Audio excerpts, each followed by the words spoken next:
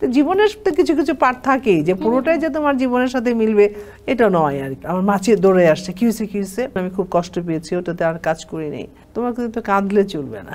আমি অনেকবার বারণ করেছি যে না, তুমি অভিনয় করবে না, তোমাকে এগিয়ে যেতে হবে, শক্ত হতে হবে। কিছু ছবি ছিল আমার জীবনে একেবারে মাটির মানুষ, মাটির সাথে মেশানো যে গল্পগুলো, চরিত্রগুলো।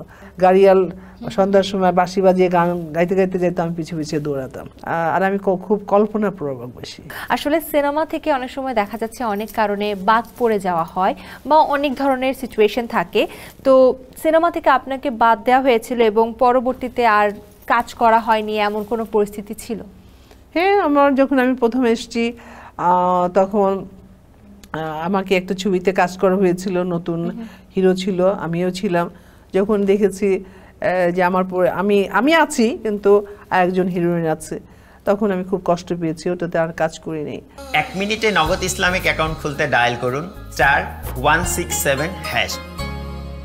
আর একটা ছবিতে আপনার প্রেস কনফারেন্স করেছে, ওই ছবিতেই কিন্তু আমার নামটা দেওয়া হয়েছে রোজিনা, আর গল্পের যে হিরোইন ছিল তার নামও হয়েছিল রোজিনা।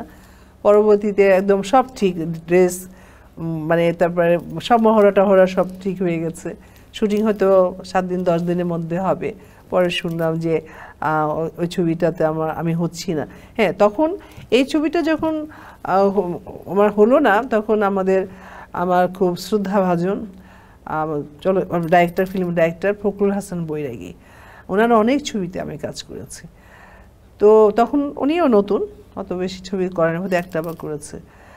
তো বলছে, রেনু তুই তো এই ছবিতে নাই। তখন আমি জানি না, শোনার পরে মানে আছে না, হঠাৎ একদম চিৎকার দিয়েছিলাম, বোধহয় এরকম একটা কিছু হবে আর কি।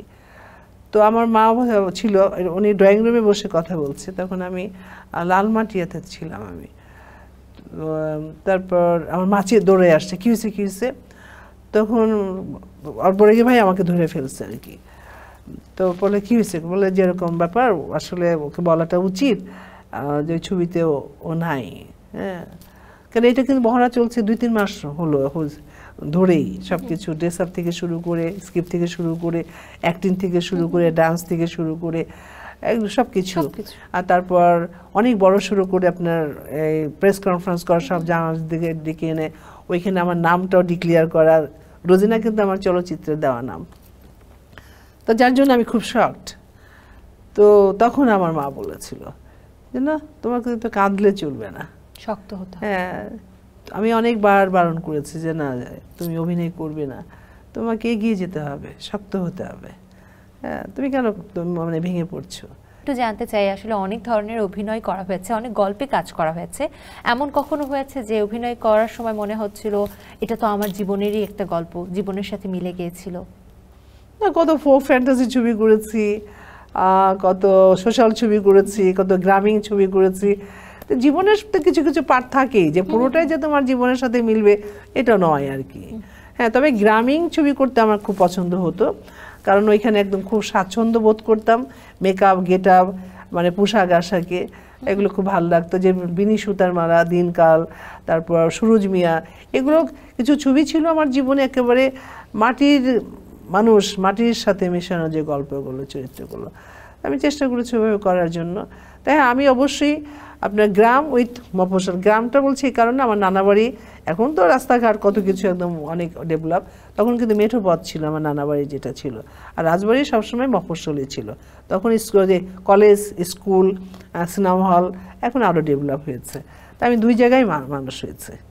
যখন আপনার নদীর ধার দিয়ে গাড়িয়াল সন্ধ্যার সময় বাঁশি বাজিয়ে গান গাইতে গাইতে যেতাম, পিছু পিছিয়ে দৌড়াতাম, এরকমও করেছি। আমার প্র্যাকটিক্যাল লাইফের কথা বলছি।